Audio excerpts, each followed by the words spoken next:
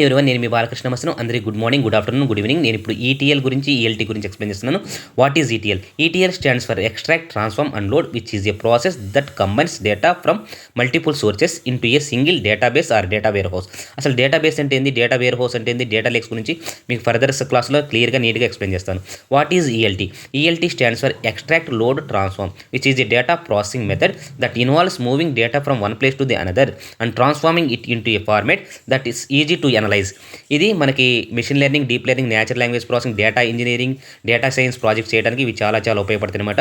దీని గురించి మరింతగా మీకు తర్వాత క్లాస్లో నీట్గా క్లియర్గా ఎక్స్ప్లెయిన్ చేస్తాను, పైప్ లైన్స్ గురించి మొత్తం. తర్వాత ఇక్కడ మనకి ఎగ్జాంపుల్ ఒకటి ఏంటంటే, మనం ఇల్లు కట్టాలంటే ఏం చేస్తాము, ఇనుము కావాలి, ఇసుక కావాలి, తర్వాత రాళ్ళు కావాలి, తర్వాత మట్టి కావాలి, తర్వాత సిమెంట్ కావాలి, తర్వాత కూలీలు కావాలి. ఇవన్నీ తెచ్చుకొని మనకు కావాల్సిన విధంగా మాడిఫై చేసుకొని ట్రాన్స్ఫర్మేషన్ చేసుకొని ఇల్లు కట్టడానికి ఈఎల్టీ ఉపయోగపడుతుంది. ఈ ఛానల్ కంటే నాకు నచ్చితే లైక్ చేయండి, షేర్ చేయండి, సబ్స్క్రైబ్ చేయండి. Thank you. సైనింగ్గా మీ బాలకృష్ణ మసనం. Bye bye.